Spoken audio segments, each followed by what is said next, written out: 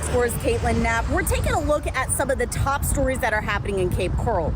First, let's start off with Cape Coral Parkway. The city of Cape Coral is trying to figure out what they can do to make sure that this particular road doesn't flood either through a thunderstorm or a hurricane. This is what Cape Coral Parkway looked like during Ian. Images of flooding taken by Brittany Sims, who I met shortly after the hurricane. It's flooding like this the city of Cape Coral wants to prevent with the resiliency study. The goal is to get a $565,000 grant from the Federal Department of Transportation to look at the city's flooding vulnerabilities, like infrastructure, power grids, water supply, and more. Sims says she's unsure if a study like this would actually protect her home from flooding again. Every end street, there's a canal, and I mean, how are they really going to protect us from the water coming in that way? Maybe put a higher seawall up, or better drainage. In a grant application to the federal government, the city says the study will help them understand the risk and prioritize resiliency efforts. It's not known how long the study will take or when those efforts would start. Now, let's get to our next story.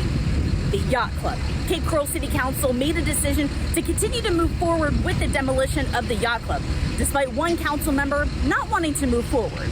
I have to move forward and make sure some part of that history in that yacht club is incorporated in the new design of the building. Councilman Tom Hayden says this week he voted against looking for a company to tear down the yacht club.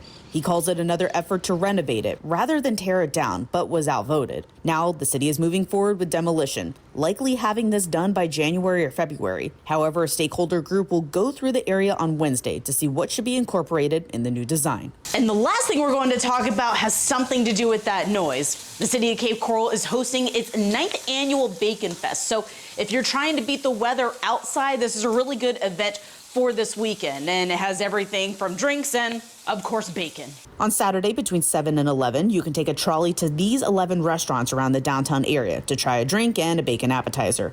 After that, you'll vote for the best. Tickets are $30, and this event is for anyone 21 and older. Reporting in Cape Coral, Kaitlin Knapp, Fox 4.